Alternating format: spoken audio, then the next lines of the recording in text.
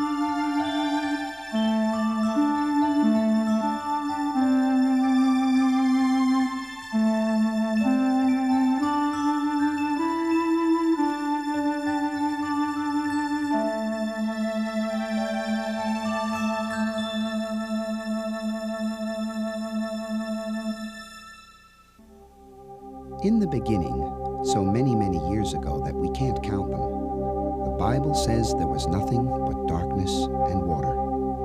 There were no people, no animals, no plants. And then God began to create a world. God said, "Let there be light."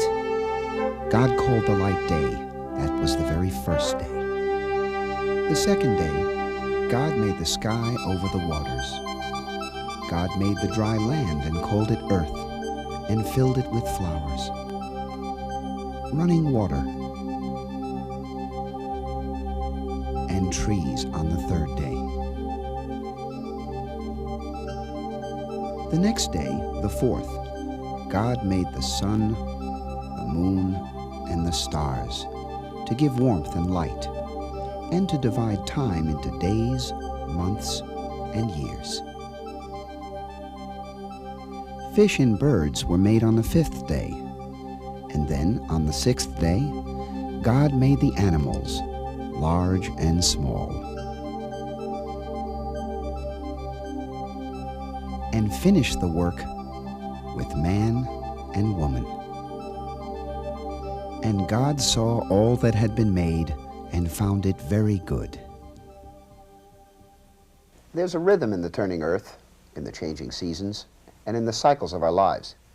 And we feel these rhythms in the Jewish holidays we'll be sharing with you in this program. Hello, I'm Simon Cohen, and my family and I will be your hosts for the Jewish Holidays Video Guide. Now, I'll be telling you about the program in a moment, but first I'd like you to meet my co-hosts. Hi, I'm David. I'm 8 years old, and I'm in the 3rd grade. Shalom, I'm Elizabeth, and I'm 12. I've been taking some of the pictures we'll be showing you. I'm Dinah Cohen. We'd like to thank you for bringing us into your home, and we invite you all to come with us on a journey through the Jewish year. Now, as we travel, we'll come across some wonderful stories and visit with some families who will show us their personal ways of celebrating the holidays. Our stories will include Jonah, who tried to run away from God, the exciting miracle of the Maccabees, a very serious treatment of the Purim story, our flight to freedom from Egypt, and some remarkable stories which may be new to you. They were new to me, too. You see, when I was growing up, my family wasn't exactly what you would call religious or even observant. But when Dinah and I became parents, we started by observing the holidays for the children, and I learned quite a bit. So now it's for all of us. Now, in this program, you're going to see our approach, meet other families, and also hear from some people you just might recognize. One of the phenomenons of my childhood Seder activity were the latke eating contests between my big, beefy oldest brother and my big, beefy dairy deliveryman cousin, both named Ben, who attempted to wipe each other out in the consumption of as many latkes as they could. And nobody compared to them. Nobody. Nobody wanted to. All the things we care about most as Jews come up in the holidays. Being decent people, standing for freedom and justice, loving each other, and eating. Every holiday has something about eating.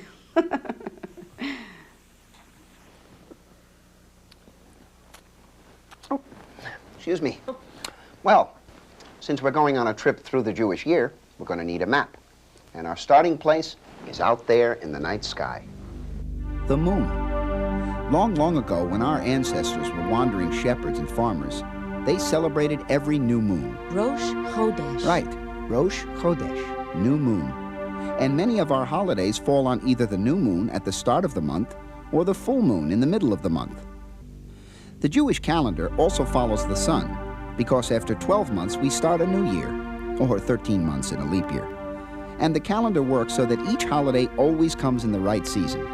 In the fall, at the time of the grape harvest, the Jewish New Year starts with Rosh Hashanah, usually in September. The 10 days ending with Yom Kippur are called the Days of Awe, because they are a time for deep thought about how we acted toward God and each other during the past year. Just after Yom Kippur comes Sukkot, the Happy Harvest Festival, which ends with Shmini Atzeret and Simchat Torah, when we dance with the Torah in the synagogue and sometimes in the streets. In the dead of winter, we celebrate Hanukkah, the holiday of the Maccabees. Toward the end of winter comes the new year of the trees, Tu B'Shvat. And then we head into spring with our noisiest holiday. Okay, David? Purim. In full-blown spring, we arrive at our great freedom festival, Pesach, which we also call Passover. About 3 weeks after the end of Pesach, we come to Lag BaOmer, when we remember the great Rabbi Akiva and the revolt against the Romans. The summer brings us to Shavuot, when we celebrate God giving us the Torah. And finally, later into summer, we arrive at Tisha B'Av, a sad day when we remember the destruction of the 2 temples in Jerusalem. You forgot the most important holiday. Well, I saved the best for last. Shabbat, the Sabbath, comes every Friday sundown to Saturday night. And some people say that when the Messiah comes, every day will be like Shabbat. Oh, just so long as I don't have to do all the cooking. Well, this week I'm making the challah, just like my mother's. Uh-huh. Our trip through the Jewish year will stop at those holidays which are most important to us today. Rosh Hashanah, Yom Kippur, Sukkot, Hanukkah, Purim, Pesach, Shavuot, and finally Shabbat.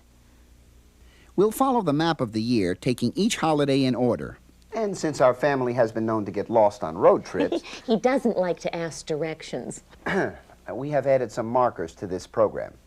We will fade out at the end of each holiday segment, and each new holiday will start with the name of that holiday over a shot of the moon. Well, that gives you a choice. You can watch the program from start to finish, or you can choose a particular holiday. But keep in mind that this program is about home use rather than synagogue practice. Incidentally, some of the religious ceremonies you'll be seeing have been recreated for us. And during our prayers, we will refer to God as Adoshem Elokeinu. Now, if you see the word God in a prayer book, it will look like this in Hebrew, or like this in English. But during this program, out of respect for the name of God, we will pronounce it Adoshem Elokeinu. And we'll begin not only at the beginning, but at the very beginning.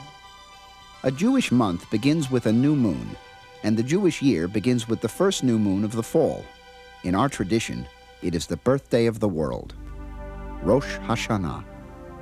The first 10 days of the new year begin with Rosh Hashanah and conclude with Yom Kippur. It is a time of deep thought and great hopes.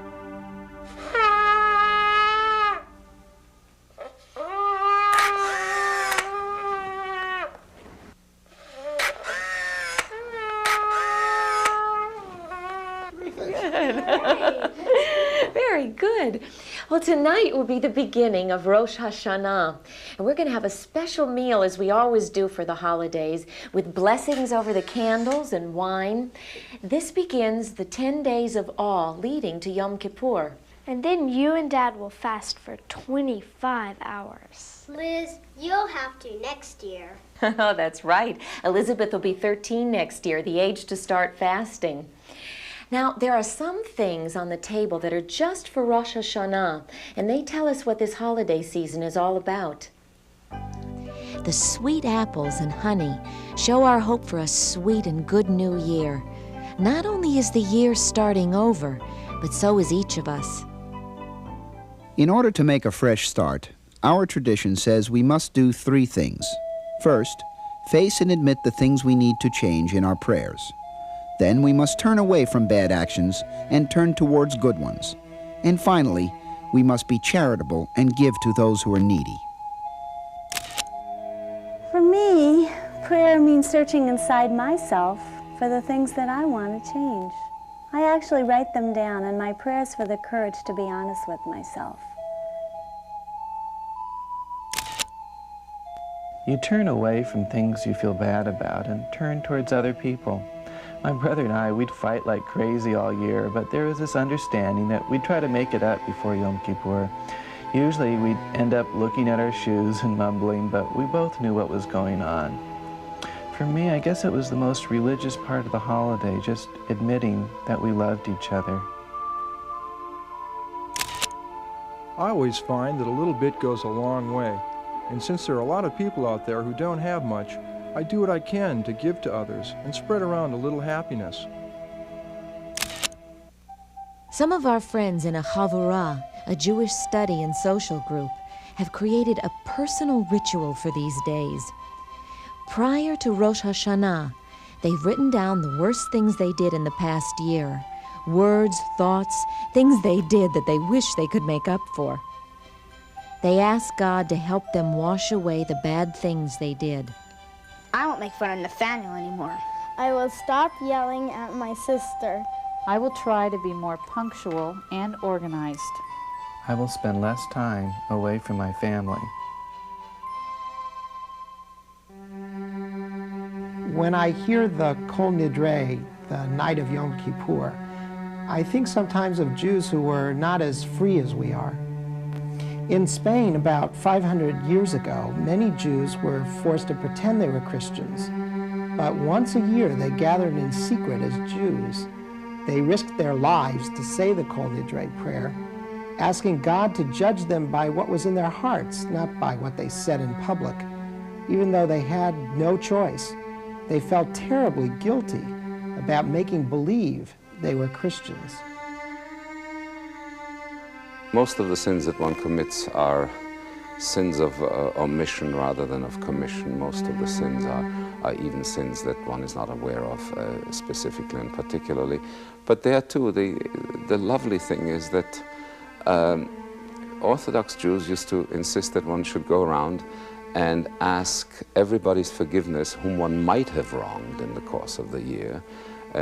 You have to ask their forgiveness before you begin asking God's. And I think that that is an important aspect of Yom Kippur. You have to learn how to be forgiven. You also have to learn how to forgive yourself. There's an old story that God writes each of our names in one of 3 big books: the book of judgment, the book of death, and the book of life. And if each of us has done our work between Rosh Hashanah and Yom Kippur, our work of looking honestly at ourselves, of turning towards good actions, of being fair and forgiving, then our names are written in the book of life. Daddy, will you read me the Jonah book now? Well, I guess I have no choice. Once upon a time, there was a man named Jonah. One day, he heard the voice of God. "Jonah, go right now to the big city called Nineveh. Tell the people I see how wicked they are, and if they don't behave better, I will wipe them out." And you know what Jonah did? He ran away. Oh, I think maybe you know this story. Yeah, but why did he run away? Well, he gives us a reason later in the story. Do you know where he ran away to? Nope. Well, take a look. Now Jonah lived near the seashore. God told him to go to Nineveh, which was very far inland. Jonah went to the harbor at Joppa, today known as Jaffa, and found a boat going across the sea to Tarshish. So God told Jonah to go one way, but he went in the opposite direction. But God sent a powerful wind that whipped up giant waves. The terrified sailors cried out to their gods, and they flung bundles of cargo into the sea to make the ship lighter. Only one person didn't know about the storm. Jonah had gone deep down into the ship and fallen asleep. "Wake up," hollered the captain. "Call upon your God. Maybe he will save us." Why does he say your God? Oh, that's pretty sharp. Because the captain and the sailors believed in different gods, as many people did in those days. The sailors cast lots, which is like drawing straws, and decided that Jonah had caused the storm. "What are you doing here? Where do you come from? Who are your people?" they demanded. Jonah admitted that his God, the God of the Jews, was angry at him for not doing what he was told. "If you want the storm to stop," Jonah said, "you must throw me into the sea." Now the sailors were good men, and they tried to save Jonah by rowing hard, but the waves heaved even higher, and finally they had to throw Jonah into the water. The sea became calm at once, and Jonah sank. But God sent a big fish, perhaps a whale, to swallow him. For 3 days and nights in the belly of the whale, Jonah thought hard. He thanked God for saving him from drowning, and he said how sorry he was, and he promised to follow God's commands. When God saw that Jonah meant to change, God made the fish throw up Jonah onto dry land. This time, when God told Jonah to go to Nineveh, he went right away. Jonah brought a terrible message. 40 days from now, he told the people, God will wipe out you and your city. The king of Nineveh realized he had to show God that he was sorry and would stop being wicked. So he took off his fancy clothes and put on rough black sackcloth. To prove how sorry they were, the people fasted, as we do on Yom Kippur. They sat in ashes. They even covered their farm animals with sackcloth. God saw that they had changed from their evil ways, and so he changed his mind about punishing them. So, how do you think Jonah felt? Happy? Nope. He was angry. Angry at God. Why? Because God changed his mind. That's why I ran away, Jonah said to God. Why? Because Jonah knew that even if he went to Nineveh and did exactly what God told him to do, the people of Nineveh would beg God to let them off, and God would do it. So God taught Jonah one more lesson. How? Well, Jonah went outside the city and sat down to see what would happen. It was very hot. So God made a plant grow to give Jonah some shade. But the next day, God sent a worm to kill the plant. And Jonah almost fainted, it was so hot. And he was very unhappy about the plant. So God said, Jonah, you feel sorry about a plant that you didn't even work for, and yet you're angry at me because I feel sorry for the thousands of people of Nineveh who are just learning right from wrong? Did Jonah understand? I think so. That's why we read Jonah on Yom Kippur. It teaches us that people can do wrong, feel sorry, learn, and change for the better. Even monkeys like you. Mwah. Shana Tova. Happy New Year. 4 days after Yom Kippur, the moon is full. It's a harvest moon, the time to gather in grapes and other fruits and celebrate our joy in nature. The time of Sukkot.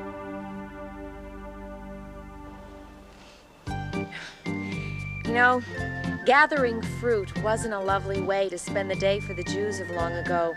For them, it was life or death. The food they lived on came from the trees and the earth, not from the supermarket. Judaism helps us remember our past and how we depend on nature. The Bible commands that once a year, we should spend time in a sukkah, which is a shelter we build open to the sky. Sukkot is one of our most joyful holidays, with lovely messages. Our dependence on nature, our thanks to God for the good in our lives, and hospitality, which means sharing our food and homes. I guess you could call me an urban cowboy because I do my harvesting at the supermarket. I need something like Sukkot to help me keep in touch with the seasons. It's great to look up through the palm fronds to the sky. It's also nice to thank God that you'll have a roof over your head when the holiday ends. The Sukkot reminds us how hard life was for our people before and how good it is now. Sukkot means more than inviting your friends and family. We collect food for hungry people in our community. There was a time when Sukkot was the greatest festival of the year. If you could only go to Jerusalem once in your life, Sukkot was the time to do it. Jews came from all over the Roman world to celebrate. We called Sukkot simply the festival. In the city, we followed the biblical command to build booths and dwelled in them. We praised God, sang, and danced for 8 days. But the high moment of the festival came at night. The great torch dance celebrated the drawing of water and the joys of youth and the grown-up years as well.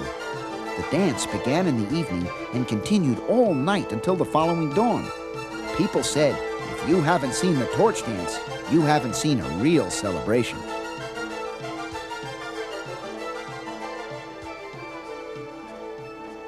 Well, the party's not as wild as it used to be, but Sukkot is still a party.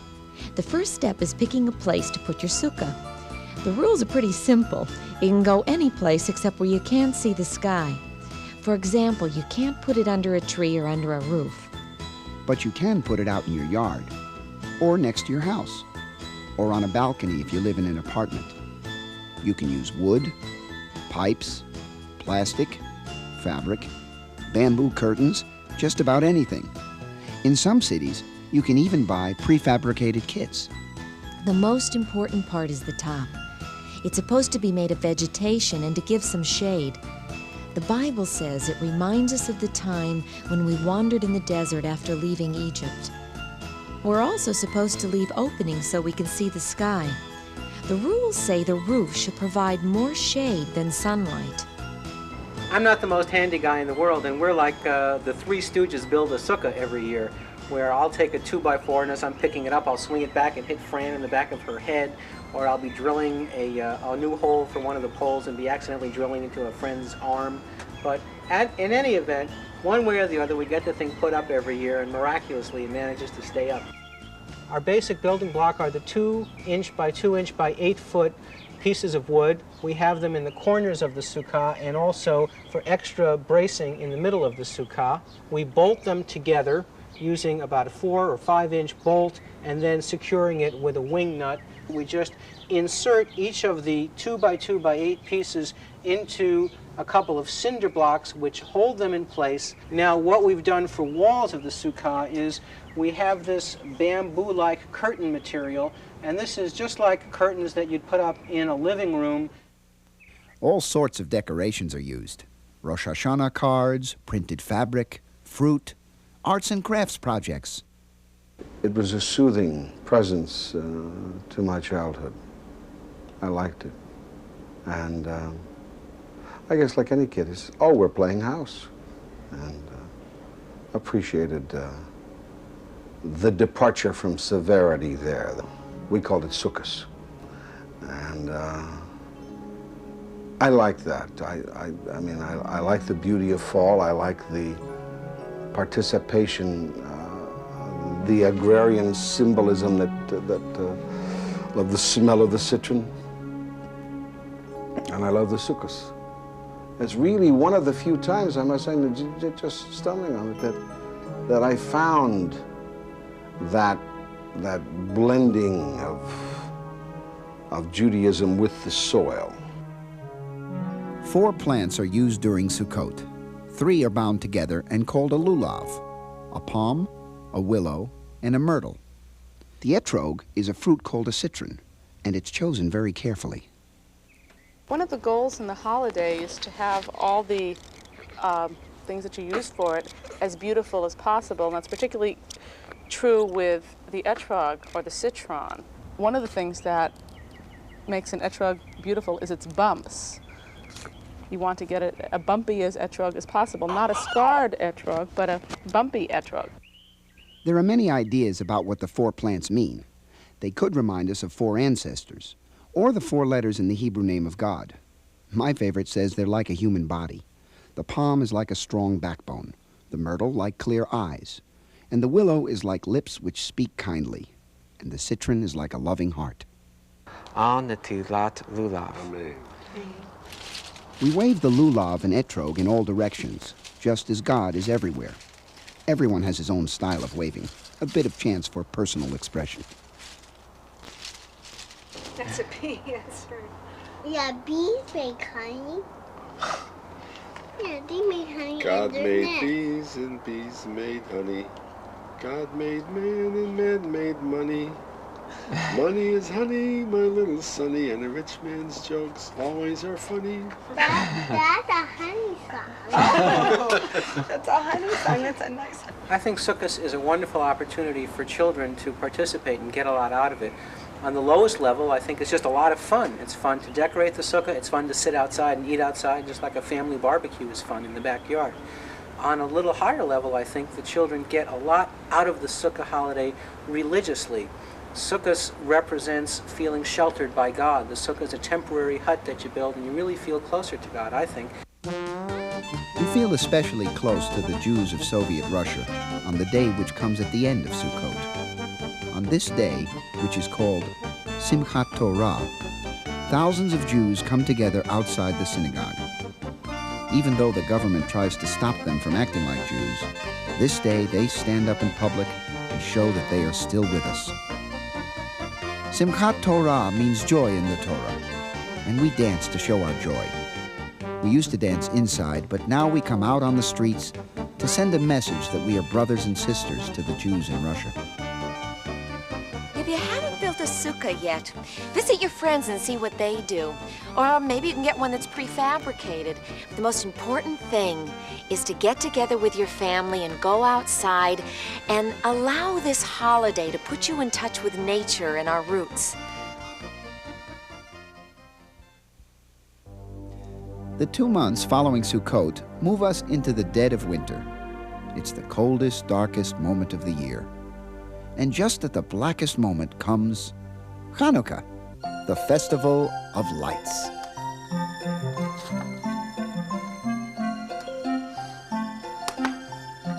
A warm fire feels great on a cold night. And Hanukkah's kind of like that. It brings us warmth and light from a time that was very dark and cold for our people. Hanukkah's more than an exciting story. It has important things to say to us today, with maybe even a few surprises. Hanukkah is first of all a celebration of freedom, freedom of religion. It shows us that a few brave people who believe in themselves can beat a much larger number. And even if they are defeated, they can still come back to win.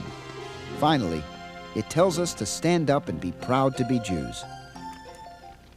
I think Hanukkah really is about religious freedom, and that it's significant that we think about it that way, and that we study the story and what it is trying to convey, rather than putting the emphasis on the commercial aspect and presence. I think about Israel during Hanukkah. Almost always they're outnumbered so badly you can't see how they'll win. But somehow they do. I'm a single parent, and sometimes I get down on myself feeling I haven't done enough for my son.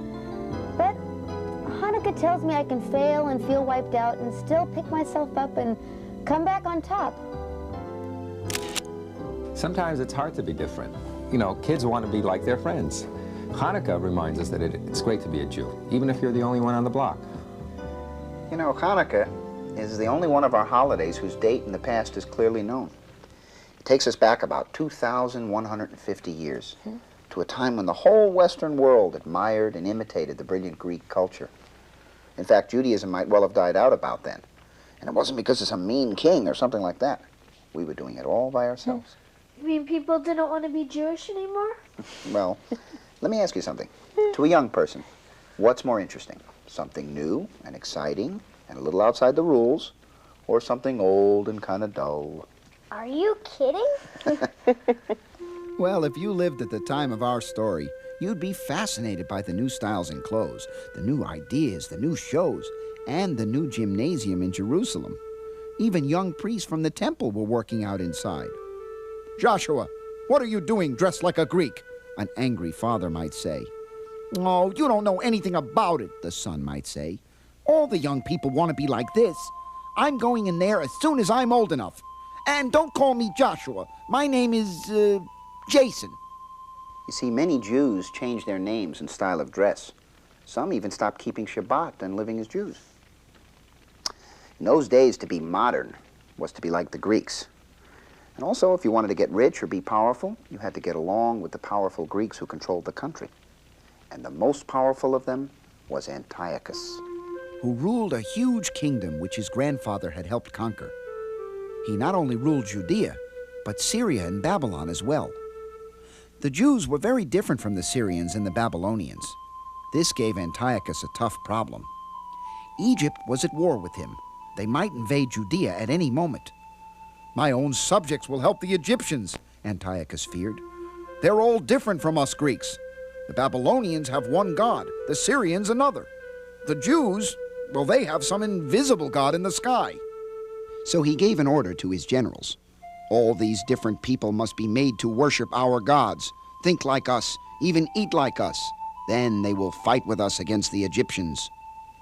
Now remember, many Jews admired the Greeks so much that they already wanted to be just like them. Only some Jews held on to the old traditions. But even if most of the Jews were on his side, Antiochus was still not satisfied. He wanted everybody to be just like him. He was the first of what we now call totalitarian rulers, rulers who want total control. They can't stand for anybody to be different. Antiochus put up an idol, a statue of the Greek god Zeus, in our holy temple. And while he was at it, he stole all our precious gold and silver to help pay for his war. Soldiers went to every village to make Jews into Greeks. They would make an example of the village leader. Now, in the village of Modi'in, the leader was called Mattathias. "Mattathias," said the officer, "come and offer a sacrifice to our great god Zeus. Prove you are loyal to your king, and we will give you rich gold and silver, and the king will remember you." Until this day, the different peoples in the kingdom had all been allowed to follow their own religions. So Mattathias answered, "But even if all the others give up the religions of their fathers, my sons and I will do only what God has told us." The promise of gold and silver was too much for one villager. I'll do it," he offered. With a mighty cry, Mattathias killed the traitor and smashed the altar. "Whoever is for the Lord, follow me," he called, and he led a few loyal Jews into the mountains. Antiochus's army came to wipe us out, but we fought back with stones and farm tools. We were in our own mountains, and our banner said, "Michamocha ba'elim adoshem," which means, "Who is like you among the gods, O Lord?" The first letters of the Hebrew words are Mem, Kaf, Bet, and Yud, which when put together spell out the word Maccabee. And so our army came to be called the Maccabees. Also, Maccabee comes for the word for hammer in Hebrew. Now, the Maccabees lost some early battles because they wouldn't fight on Shabbat. But Mattathias decided that protecting their lives came first, even before Shabbat. So then they won some battles. But then Antiochus sent this huge army to crush them forever. Judah, the son of Mattathias, became our leader after his father died. "We fight for our lives and for our Torah," he cried. The elephants could trample our men to death. Eleazar, Judah's brother, killed the fiercest elephant. Eleazar gave up his own life, and his bravery inspired the Maccabees to their greatest victory. Antiochus's army wanted no part of the fierce Jews. They ran away and didn't come back again. After they drove the enemy army away, Judah and his men destroyed the Greek idol, planted new trees, and fixed up the temple. Finally, Judah was ready for a very special ceremony called a dedication, a ceremony showing that the temple was once again clean and holy. The Hebrew word for dedication is Hanukkah. The Hanukkah of the Maccabees went on for 8 days. What about the miracle of oil? Well, why don't you tell us about it? They looked for a jar of oil, but they could only find a little jar that was enough for one day. But a miracle happened, and it kept on burning for the whole 8 days. Well, we don't know if that really happened, but the rabbis told us that story to remind us of the real miracle of Hanukkah. What do you think that was?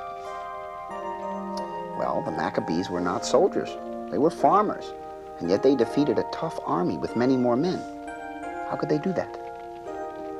The miracle was their faith and courage.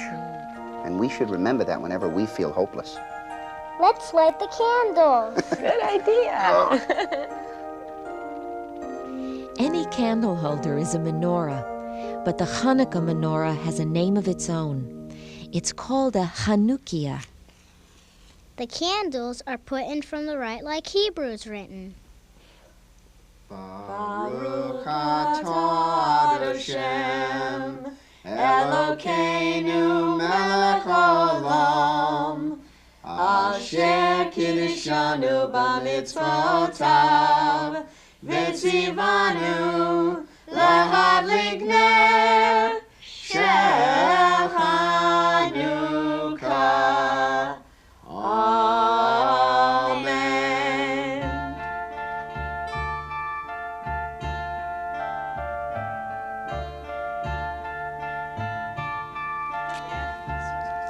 We try to keep the present business under control.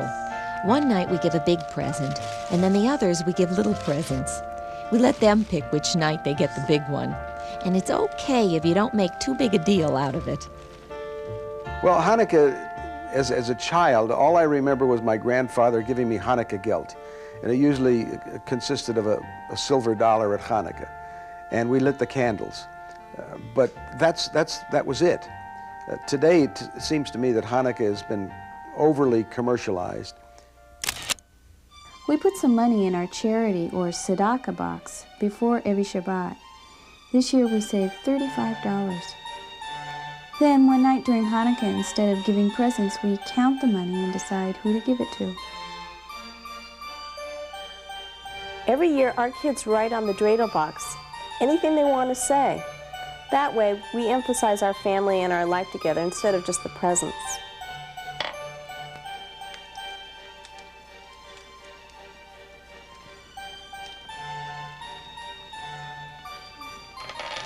Gimel, I get it all!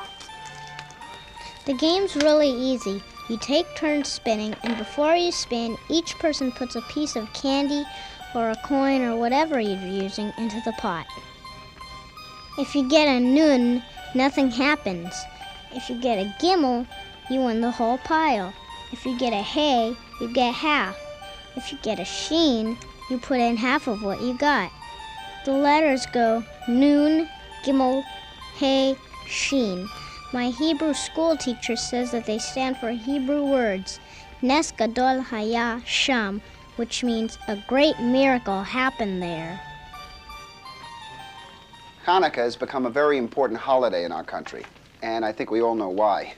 It's because of the overwhelming presence of a certain Christian holiday at this time of year.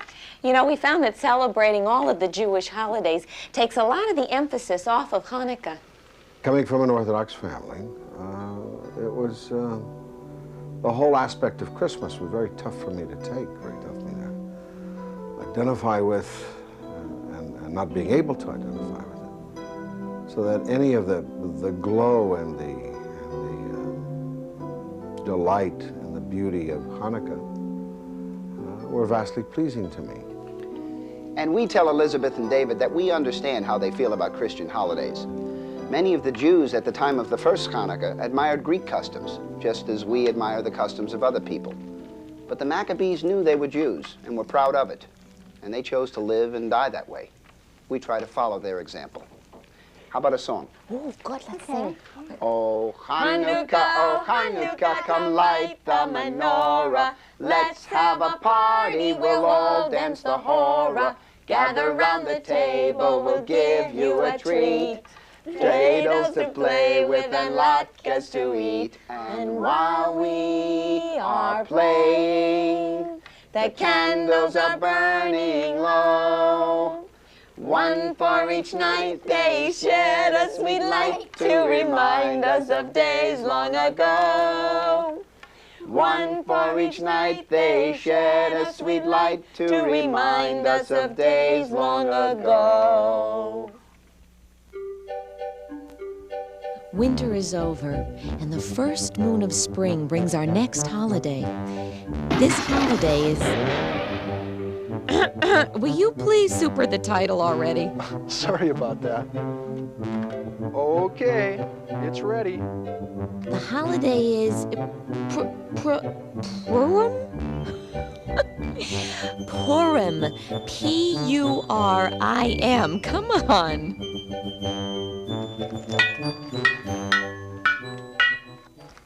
David, please. Isn't that great? Bravo, Maestro, bravo. Okay, David. Yeah, David, it's great, but I think you played a B flat instead of a C sharp. Oh, I found it. Hallelujah. Take a look at this. I made this when I was 15. You know, it still shows the main ideas of Purim. Purim celebrates heroic women, not only Esther, who saved her people, but Vashti, who stood up for her own dignity. We're told to celebrate the defeat of a wicked enemy, not just Haman, but all the evil enemies we've beaten. Queen Esther told us to celebrate by giving gifts to the poor and to each other.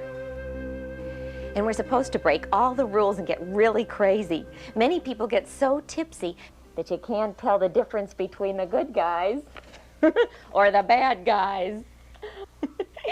This is the one day that we make fun of everything. The theater company of our Jewish Community Center now brings you a true and historical presentation of the story of Purim. Yo, what? The story begins long ago in the country of Persia. King Ahasuerus, Hash to his friends, loves to play go fish with his pals. The pals' wives used to be very quiet and very obedient, but not lately. Get yourself. Listen to The that. king's advisors told him that Queen Vashti was the one putting all the independent ideas in their heads. Yeah, she's vast. So what can I do about it? Show her who's the boss. She already knows who's the boss. No, Ash, you're the boss of Vash. Me? Yeah. Really? Yeah. Determined to prove to his pals that he really is the boss, King Ahasuerus sent Vashti an order he was sure she wouldn't refuse. But Vashti had ideas of her own about how to spend her time, and it didn't include dancing for the king and his buddies. One. Get to the point. The messenger performed the thankless task of delivering the king's message, but Queen Vashti was a strong-willed woman. From Vash to Hash, I won't wiggle one little toe for those bums. And if you don't like it, you can get yourself a new queen. Now get out of here. That'll settle his half. Meanwhile, back in the throne room, when the king heard Vashti's answer, he didn't waste any time looking for a new queen. Boring. But Mordecai, a wise old Jew, had just the girl for the king, Mordecai's niece, Esther. And what's more, he's got the brains of a pigeon. Actually, he's a sweetheart. Brains, I admit, well, that's not his strong point. Which is exactly why we need someone smart like you right next to him. Not everybody around here loves us Jews. Okay, for you, my people, I'll do it.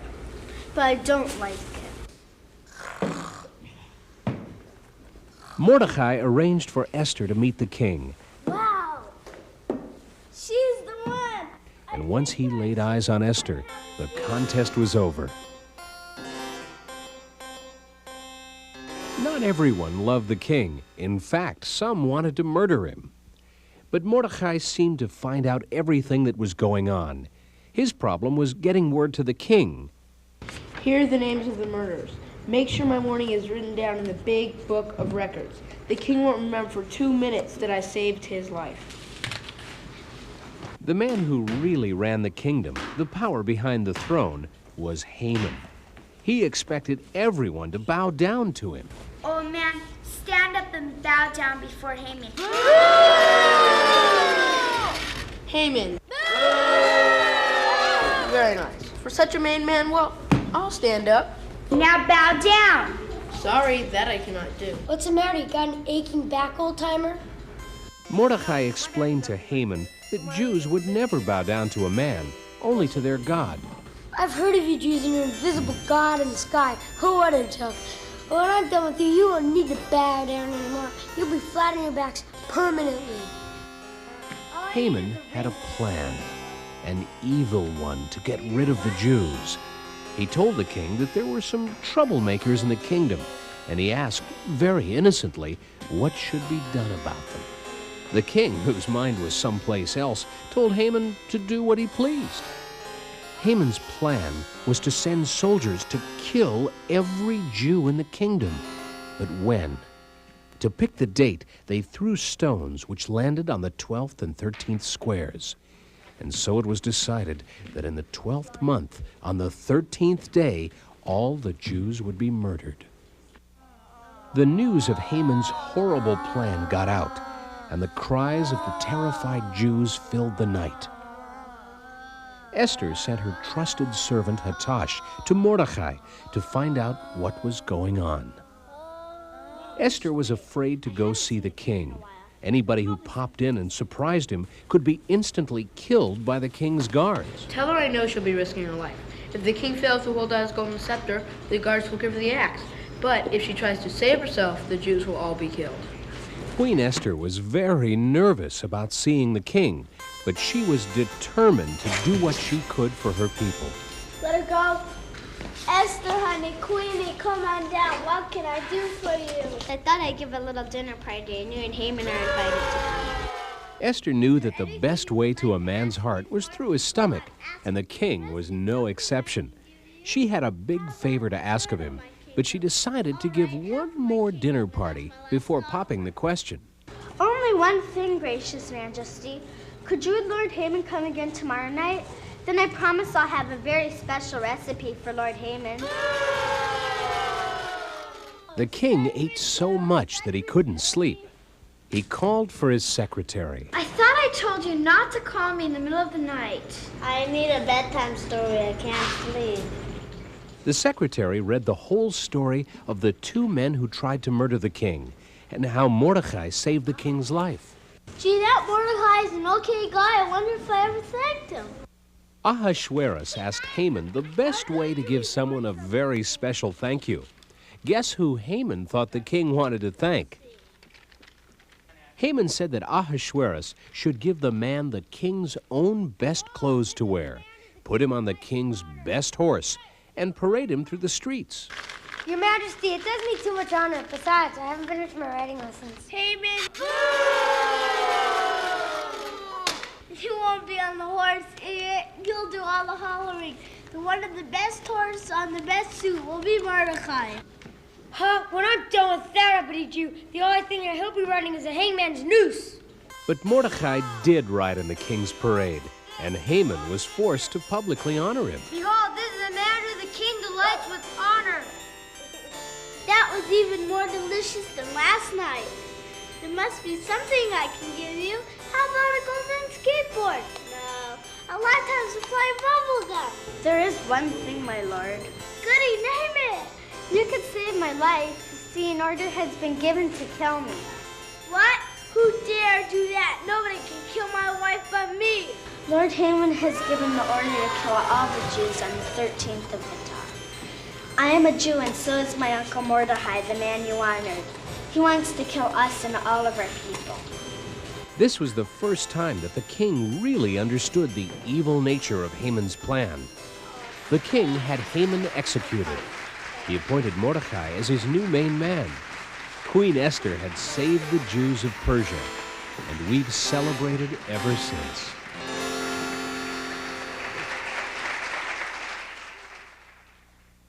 I do recall when I was young that we had Purim festivals. I remember several of them. We always had the little knockers, and we were going to beat the heck out of Ahasuerus and so on.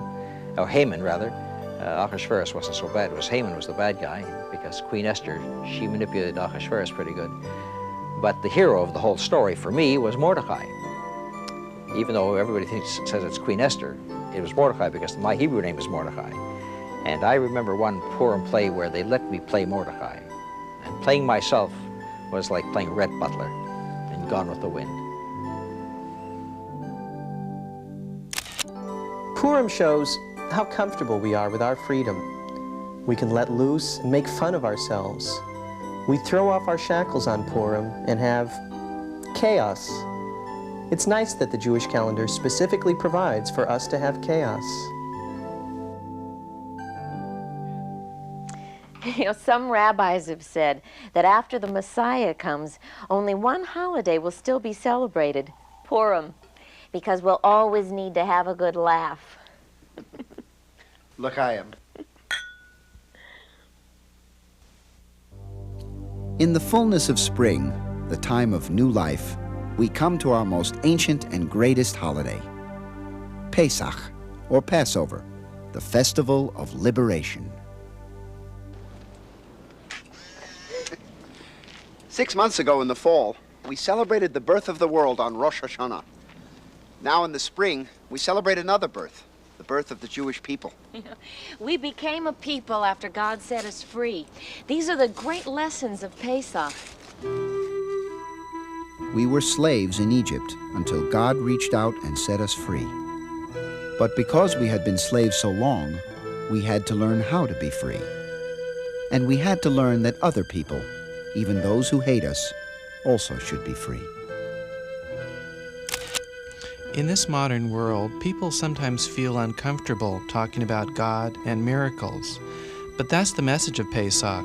God performed some extraordinary feats. We had to do our part, but without God, it wouldn't have happened. My students at the university are supposed to be grown-up men and women, but many of them still want me to tell them just what to do. Because it's easier if somebody tells you what to think and how to act.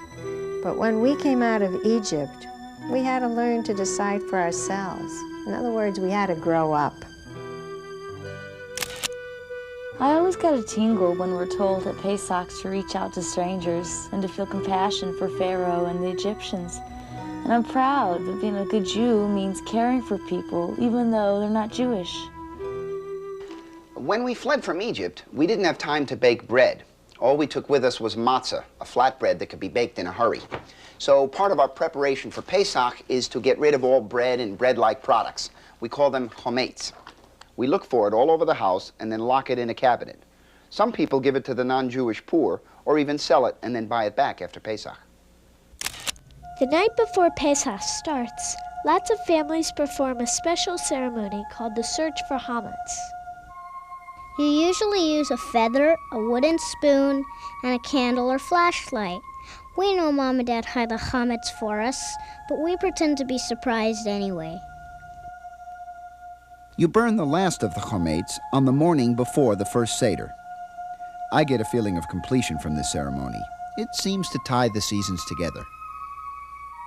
Pesach is no liberation for a woman unless the whole family helps to get ready.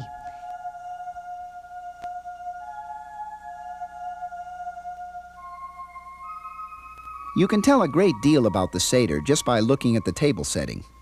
We have a full place setting for each person, including a wine cup, salt water, and the Haggadah, the book we will use for the service. There are over 3,000 versions of the Haggadah, some for children, some modern, some traditional. The important thing is to choose one which will hold the interest of everyone at the Seder. We set a special wine cup for the prophet Elijah, whom we invite to join us. Pesach was once called the Festival of Matzah, and the matzah is its most important symbol. And we also use 5 special foods to help take us back to the days of our slavery. Maror, bitter herbs, charoset, mixed apples, nuts, cinnamon, and wine, zroa, the shank bone of a lamb, beitza, roasted egg, and karpas, parsley.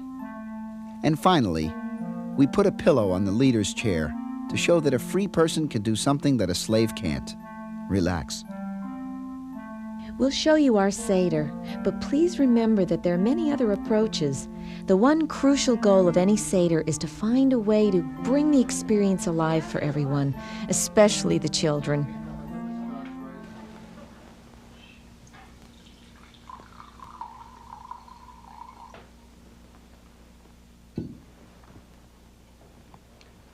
Baruch atah Adoshem Elokeinu melech olam. The Kiddush is the first of the 4 cups of wine we drink.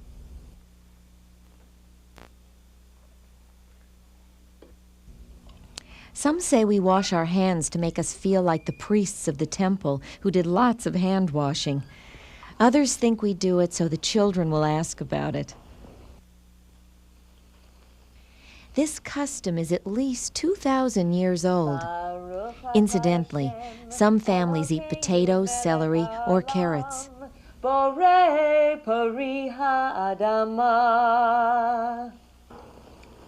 it. You're not really supposed to like it. Why not? How's it taste? Salty. Ever notice how your tears taste when you cry? Salty, huh? Well, we cried a lot when we were slaves in Egypt. Why was that? Keep listening. I'm sure you'll find out. This is matzah, the bread of the poor and homeless, which was all we had to eat when we escaped from Egypt. That's the piece we have to find later, the afikomen. Keep an eye on it.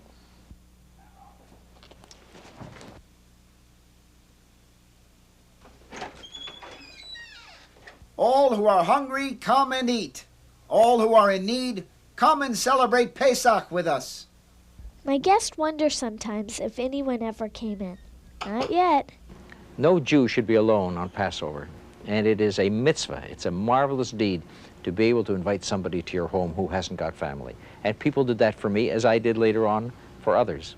Ma nishtana halayla hazeh mikol haleilot mikol haleilot shebachol haleilot anu achlin hametz umatzah hametz umatzah. Sometimes we have the youngest child do all the questions, and sometimes we have them share. We try to keep them all involved. Occasionally we go to an adult Seder where each of us must bring a new question, and then we talk about them. In a way, the questions are more important than the answers. On all the other nights we eat bread, but on the night of Pesach we eat only matzah. I need your help to begin answering the questions, David. I need for you and everyone to use your imagination, because we are commanded not to think of this story as happening to somebody else, even our ancestors. We're to feel that it's happening to us. You might like it if you close your eyes, because we are going to take a trip into other places and other times. Places and times where we're going to share the troubles of other Jews. Will we come back soon? Well, this is the story about how God brings us back. We go first across the ocean to a faraway country, Ethiopia. You know how it feels to miss a meal, to get real hungry? In Ethiopia, we feel that way every day, but they will not let us leave. From here, we travel to Soviet Russia, where the police arrest us if they find us studying Hebrew, but they will not let us leave. From here, we go back in time to Nazi Germany, where they murder us simply for being Jews. But we have much further to go, hundreds of years back, to Spain, where we can only be Jews in secret.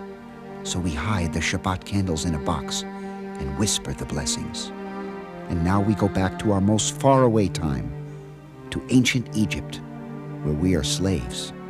Remember, it's not only our ancestors who are slaves, it is us. I work from the moment the sun comes up until it goes down, making bricks from mud and straw. I cannot rest. If I do, the boss will use his whip on my back. And my children, Elisheba and David, do not go to school or play with their friends. They must work too. Why don't we run away? We can't. The king, who is called Pharaoh, has a powerful army.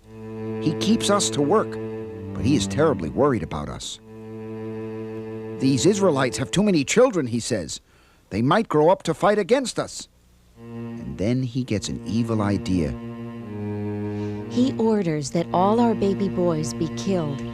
So we hide them and do whatever we can to save them. A friend of mine left her beautiful baby boy in a basket, just hoping that some good-hearted woman would find him. The boy's sister Miriam told me that he was found by a royal Egyptian princess.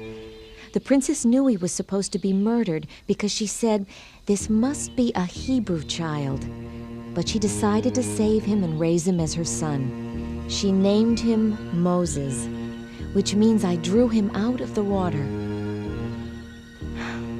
This part always gets to me. I can't imagine how brave those midwives are to hide babies from the soldiers, and how much it hurts to give up a child. Did Moses get to see his mom again? You know, I think so, David, because he always remembered that he was an Israelite, even though he was raised as an Egyptian prince. Now let's go back to Egypt again. Your dad is still making bricks for a pyramid. Even when the bosses are cruel, no one dares say anything. You might be the next one to get whipped. I can hardly believe my eyes when one of the Egyptians, a prince, an Egyptian, fighting for one of us slaves? But later, I hear that the prince is Moses, and he's secretly an Israelite. But now his secret is out. Right, and he knows Pharaoh will try to kill him. So he flees to a nearby country where he becomes a shepherd, gets married, and has a son. And many years pass. What about us? Did he forget us? No, but what can he do?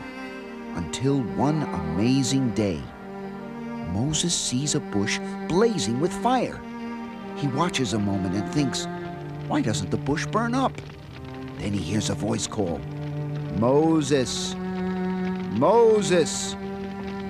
The voice says, I am the God of your father, the God of Abraham, the God of Isaac, and the God of Jacob. And Moses hides his face because he is afraid to look at God.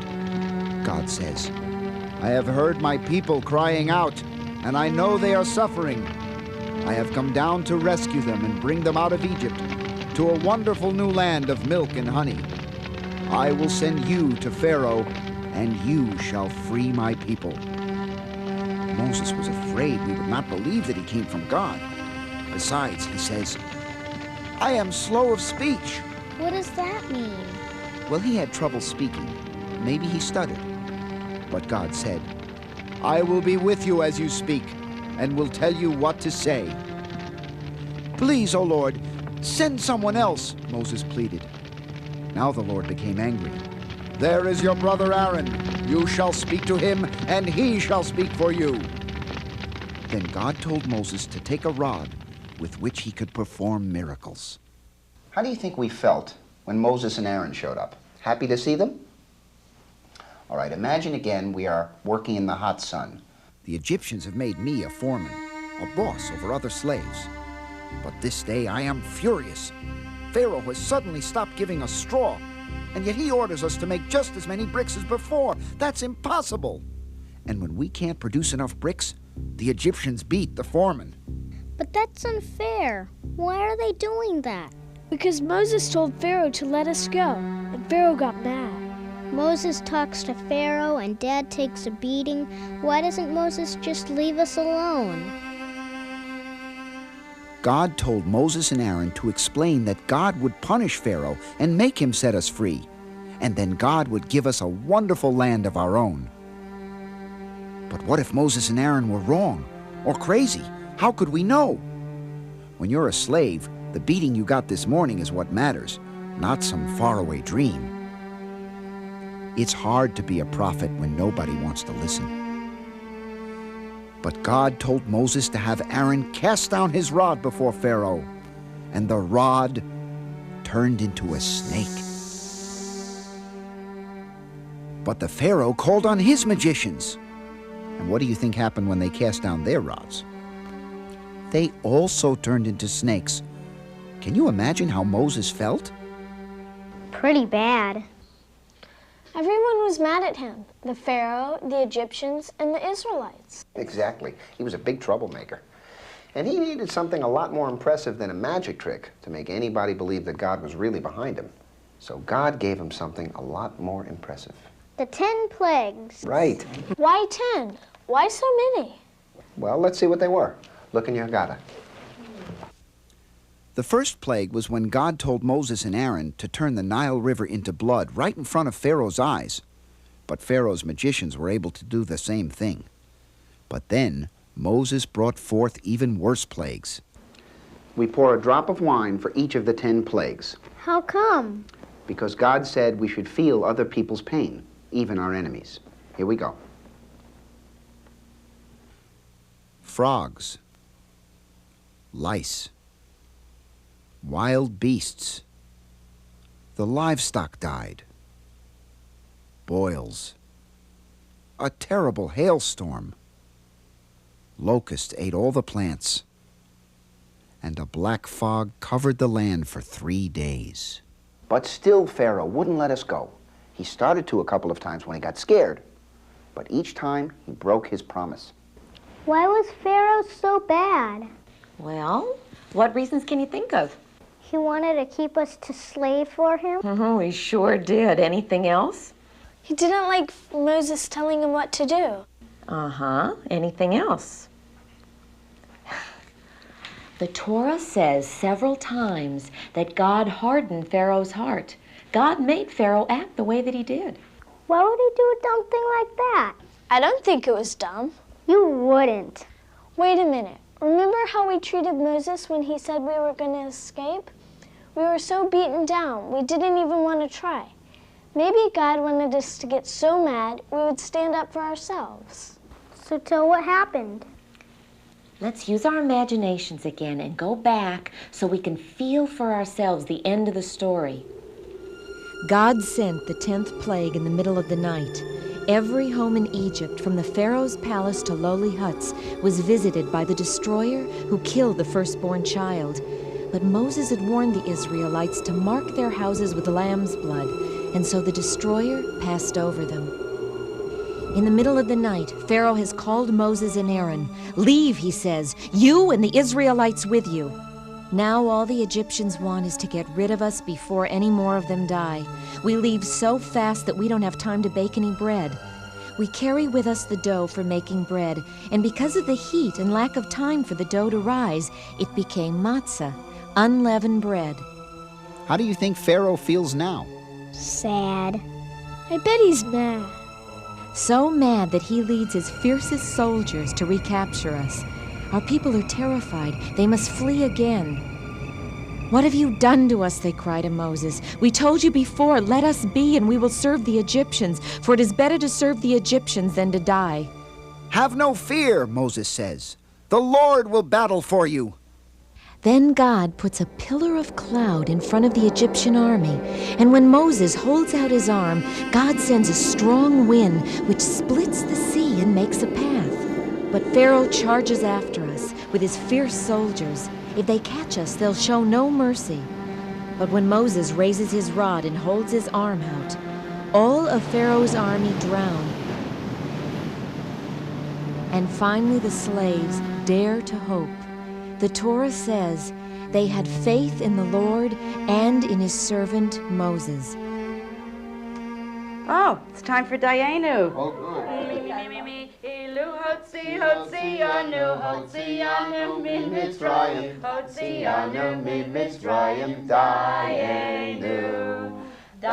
My father had a great sense of humor. And from the time that I can remember as a little kid, he always had one line that he always used when they were doing the recitation of the 10 plagues. And you know, you take the wine and you take a drop of wine and you recite the frogs and vermin and all these other plagues that are visited. And when we finished reciting them, the 10th plague my father would always chime in with, and those were just the good things. And every year we waited for him to say it, and every year he said it, and we all laughed, and he loved it. After the story, we drink the second cup of wine. It's Carmel Cabernet Sauvignon. When we do the second hand washing, the kids have their chance to find the afikomen. Eating matzah is one of our oldest traditions. The moror reminds us of the bitterness of slavery. We dip it in the sweet charoset, but it still feels as though you're swallowing fire. A great rabbi named Hillel said we should eat matzah and moror to remember there is danger of slavery even in a time of freedom. but there is hope for freedom even in times of slavery.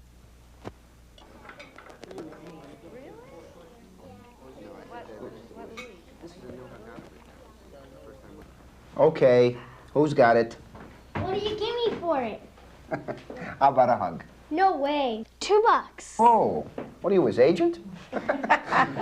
Okay, I'm going to give you $1 for your savings account. Okay. And a hug?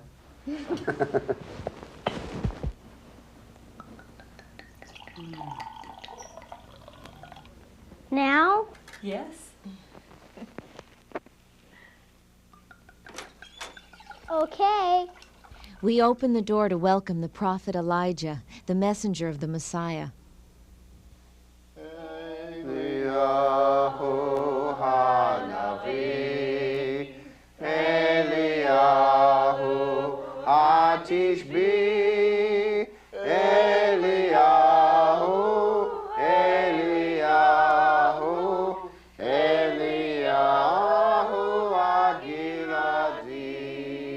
Baruch atah Hashem, Elokeinu melech haolam, Borei Peri HaGofen. Amen. L'shana haba'ah v'Yerushalayim. Next year in Jerusalem. Right. Next year in Jerusalem.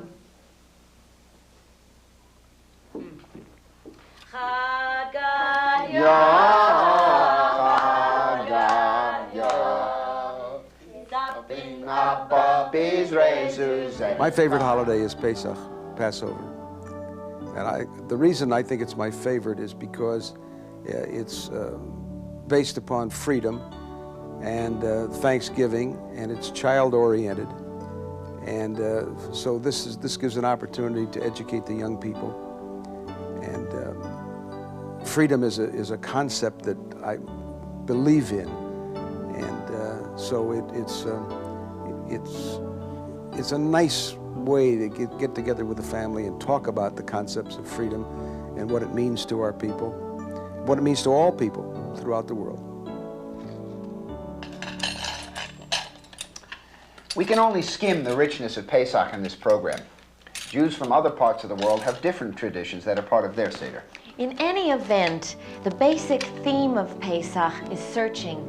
Searching for Hametz, searching for the Afikomen, and most important, searching for the meaning of Pesach in our lives today.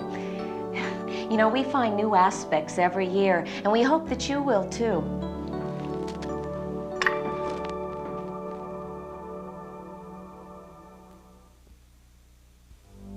Seven weeks after Pesach, we arrive at the fullness of summer, the time of the wheat harvest. With it comes the last of our major festivals, Shavuot, the holiday of revelation.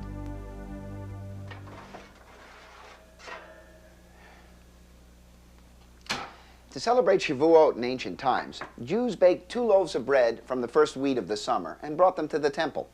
It was a way of thanking God for a good harvest. And it said something else. See, a loaf of bread comes from a kind of a partnership. God provides the fields, but the people must work them and make the bread. Shavuot has grown to be more than a harvest festival. It's the time when we celebrate God giving us the Torah at Mount Sinai, and that we promise again to live by it.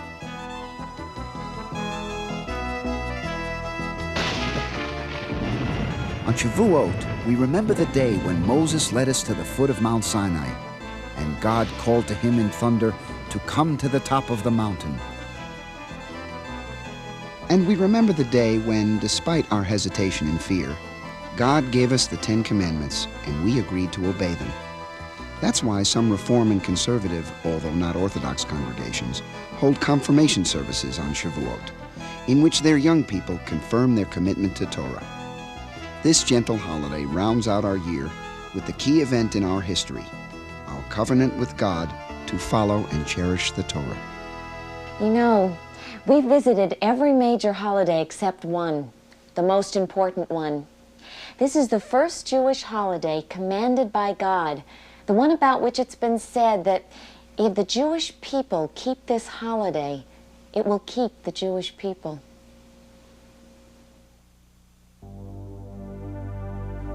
On the seventh day, God finished making the world. Then God blessed the seventh day and called it holy, because on it all the work of creation stopped. Shabbat is a kind of a birthday, really. A birthday for the world and all of us in it. We have a party. Every week, we celebrate the most important themes of Jewish life.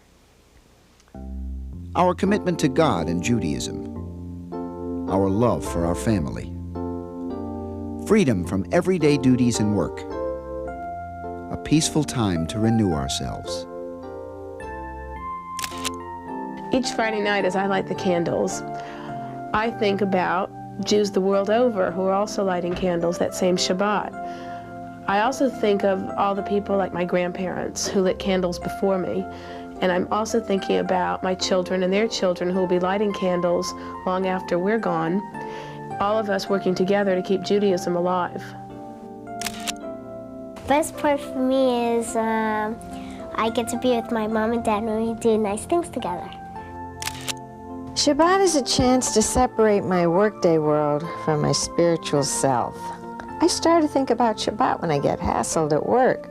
The earlier I get hassled, the sooner I start thinking about it. I think this week I was thinking about it on Monday. When I look over the week's Torah portion, I find that it takes me away from the everyday world into a more serene place.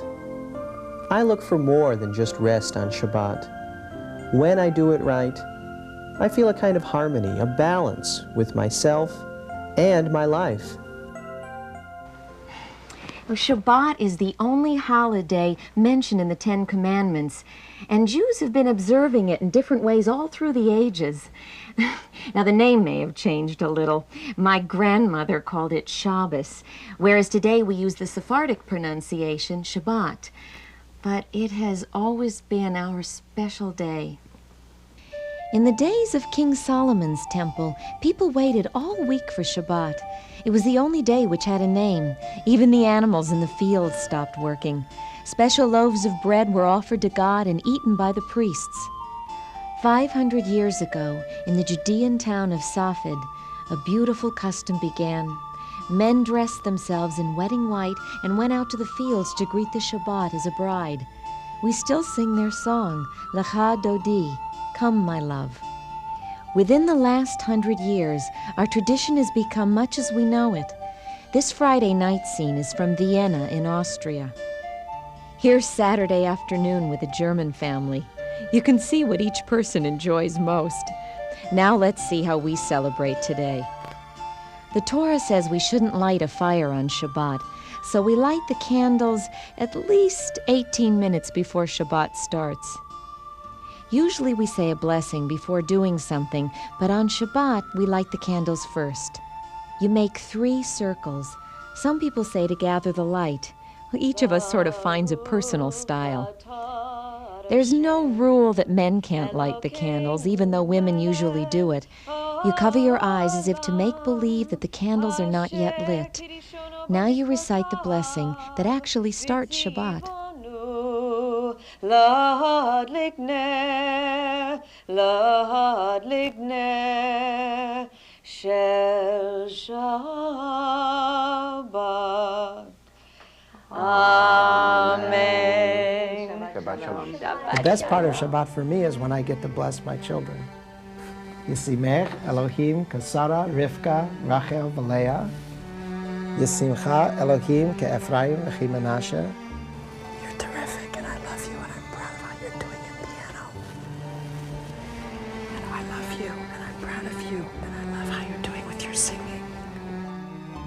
Does everybody have wine? Yes, I do. And dry. Oh, sure. Caramel Sauvignon Blanc.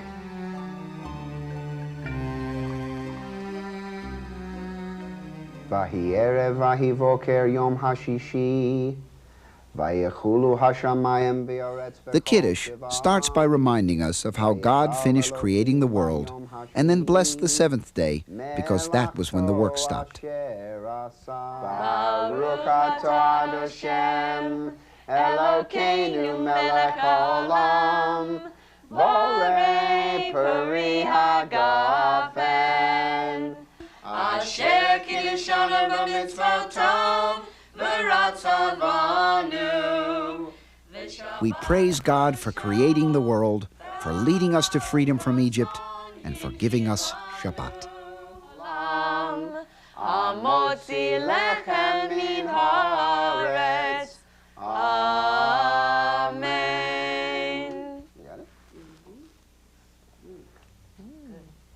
Salting the first piece of challah reminds us of what the priests did when they made offerings in the temple.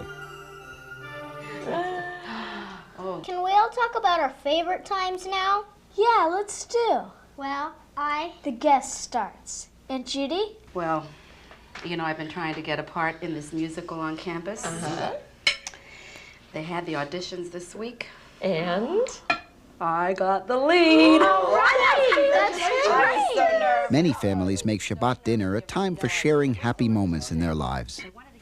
Other families talk about the weekly Torah portion, or someone I helped, or they tell good stories.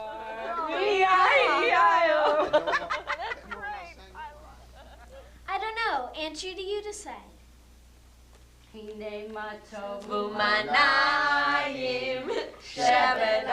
Some people feel a bit awkward singing together at first, so only do a song or two until you get comfortable. The point is to have a good time together. The meal ends with the Birkat Hamazon, a series of blessings leading to a prayer for peace. Shalom. What I love is when the kids have gone to sleep and the house is dark and the candles are still burning. You just let them glow until they go out. On Saturday afternoon, people enjoy going to visit friends, or reading stories, or studying together. We leave Shabbat on Saturday night, after the sun sets, when the first 3 stars appear, in a ceremony we call Havdalah, which means separation. Some say the twisted Havdalah candle is like a coming together of the 2 Shabbat candles, showing how Shabbat brings us all together. One explanation for looking at the light on our nails is that the difference between light and dark is like the difference between Shabbat and the rest of the week. Shavua tov, Shavua tov, Shavua tov, Shavua tov, Shavua tov, Shavua tov, Shavua tov, Shavua tov, a good week. The Sabbath is almost like a 19th century experience where everything is slowed down and the family becomes the most important thing.